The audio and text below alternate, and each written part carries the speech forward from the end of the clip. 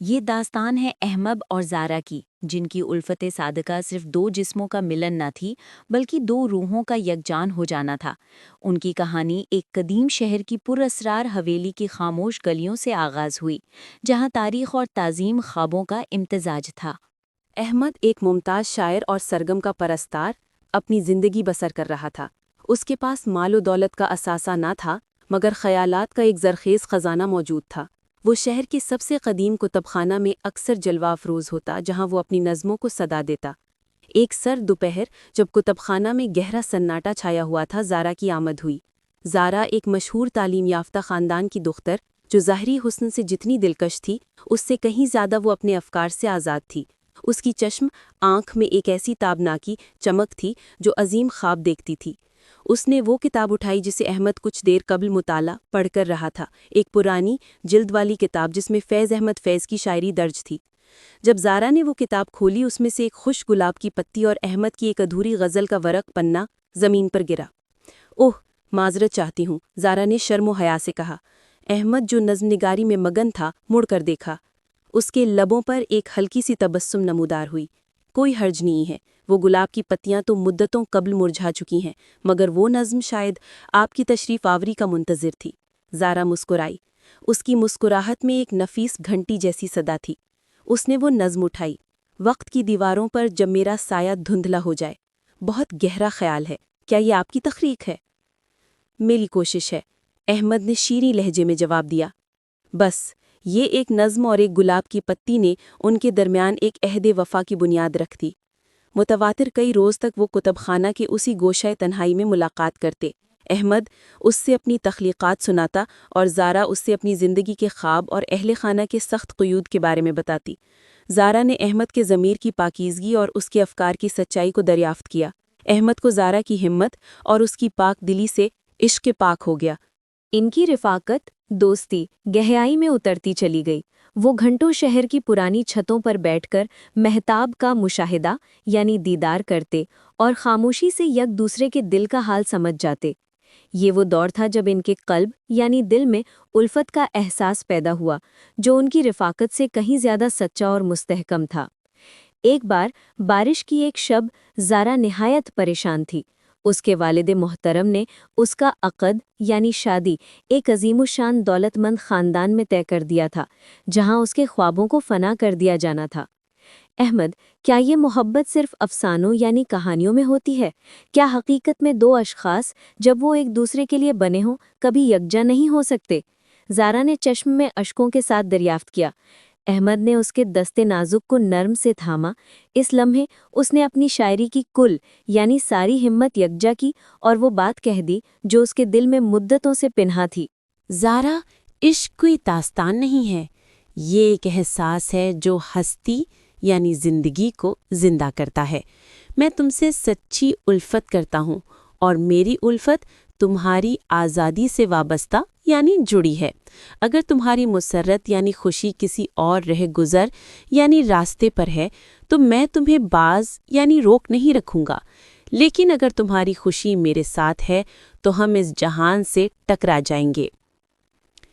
زارا کی چشم سے اشکوں کی بارش ہوئی، مگر اس بار وہ رنج یعنی غم کے نہیں بلکہ تسکین یعنی سکون کے تھے۔ اس نے سر اٹھایا اور احمد کی آنکھوں میں دیکھا۔ تم ہی میری آزادی ہو احمد، جب تم میرے ساتھ ہوتے ہو تبھی میں خود کو مکمل محسوس کرتی ہوں۔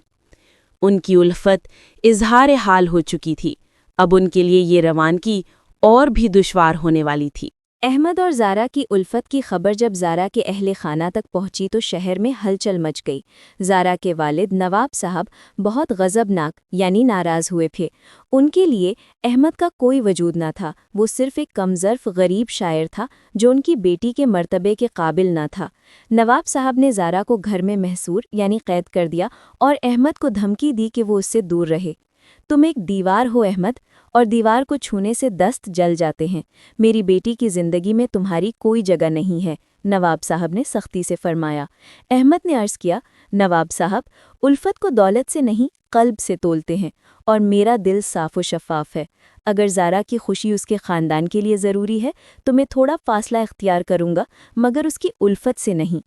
زارا کے عقد کی تاریخ قریب آتی جا رہی تھی۔ اس نے احمد کو ایک آخری خط محبت رقم کیا، یعنی لکھا، میرے محبوب جاں احمد، وہ کہتے ہیں کہ وقت سب سے بڑا امتحان لیتا ہے۔ میں جانتی ہوں کہ ہم اس وقت یک دوسرے سے جدا ہیں، مگر میری روح ہمیشہ تمہاری شاعری میں نفس یعنی سانس لیتی رہے گی۔ میں اپنے خاندان کی عزت و آبرو کے لیے یہ نکاح روک نہیں سکتی، لیکن میرا ضمیر کسی اور کی امانت نہیں بن سکتا۔ میں تمہاری توقف یعنی انتظار کروں گی، خواہ کتنا بھی عرصہ گزر جائے۔ اگر الفت سچی ہو تو وقت بھی اس کے آگے سرنگوں یعنی جھوک ہو جاتا ہے۔ تمہاری ہی زارا۔ جب احمد کو یہ خط موصول یعنی ملا، اس کے دل میں کرب اور ہمت دونوں یک بیک اٹھے۔ اس نے عزم کیا کہ وہ اس طرح خاموش نہیں بیٹھے گا۔ اس نے ایک آخری تدبیر کرنے کا ارادہ کیا، مگر اس سے پہلے اسے خود کو زارا کے شایان شان یعنی قابل بنانا تھا۔ احمد نے شہر سے ہجرت یعنی روانگی کی۔ اس نے اپنے فن یعنی کلام آرٹ کے ضمیر کی سچائی کو لے کر روانہ ہوا۔ اس نے عظیم مقابلوں میں شرکت یعنی حصہ کیا۔ اس کی شاعری میں زارا کی جدائی کا علم تھا اور اس کی صدا میں الفت کی پکار تھی۔ رفتہ رفتہ اس کے فن نے اسے شہرت عام بخشی۔ لوگ اس کے لفظوں میں اپنی داستان سننے لگے۔ 5 برس گزر گئے۔ زارا کا عقد ہو چکا تھا، مگر اس کا رشتہ صرف ایک معاہدہ، سمجھوتا تھا۔ اس کا شوہر امیر ایک نیک سیرت اچھا انسان تھا، مگر زارا کے دل میں احمد کی جگہ کوئی نہیں لے سکا۔ امیر نے زارا کی خاموشی کو سمجھ لیا۔ اس نے دیکھا کہ زارا ہر شب اسی کتاب کے ورق کو پڑھتی ہے جس میں احمد کی ادھوری نظم تھی۔ ایک شام امیر نے زارا سے کہا، زارا، تمہاری چشم میں ایک ایسی داستان ہے جسے تم صرف احمد کو سنانا چاہتی ہو۔ میں تمہاری الفت کے درمیان حائل ہونے والی دیوار نہیں بننا چاہتا۔ تم اس کے پاس جاؤ۔ عشق صادقہ کو قید نہیں کرنا چاہیے۔ زارا حیرت زدہ رہ گئی۔ امیر نے اپنی محبت کی جان نثاری کر دی تاکہ زارا کو اس کی سچی الفت مل سکے۔ اسی دوران شہر میں ایک بہت عظیم مشاعرہ مجلس شاعری منعقد ہو رہا تھا۔ مہمان خصوصی وہی شاعر تھا جس کا نام اب ہر زبان پر تھا، احمد۔ زارا اس مشاعرہ میں پہنچی۔ جب احمد ممبر پر آیا، اس نے اپنی سب سے مشہور غزل کا آغاز کیا، وہی ادھوری نظم جو اس کتاب کے ورق پر تھی۔ وہ نظم تھی، وقت کی دیواروں پر جب میرا سایہ دھندلا ہو جائے تو مانا میرے خوابوں کو پھر سے روشن کر جانا۔ میں نے دیکھا ہے ہر شے کو بدلتے ہوئے، مگر اس دل کی الفت کو ہمیشہ پاکیزہ پایا۔ احمد نے آخری مصرع پڑھا اور اس کی نگاہ درشکوں میں بیٹھی زارا پر پڑی۔ زارا کی آنکھوں میں 5 برس کا توقف اور کرب تھا، مگر اس میں وہی پرانی تابناکی تھی۔ مشاعرہ اختتام پذیر ہوا۔ احمد بھاری انجمن کو چیرتے ہوئے زارا کی طرف بڑھا۔ تم تشریف لائیں؟ احمد نے صرف 2 کلمات کہے، اس کی صدا میں سارے جذبات پنہاں تھے۔ زارا کے لبوں پر ایک طویل انتظار کے بعد تبسم نمودار ہوئی۔ میں نے عرض کیا تھا، اگر الفت سچی ہو تو وقت بھی اس کے آگے سرنگوں ہو جاتا ہے۔ اس روز 2 روحیں جو 5 برس سے گمراہ تھی وہ پھر سے یکجا ہو گئی۔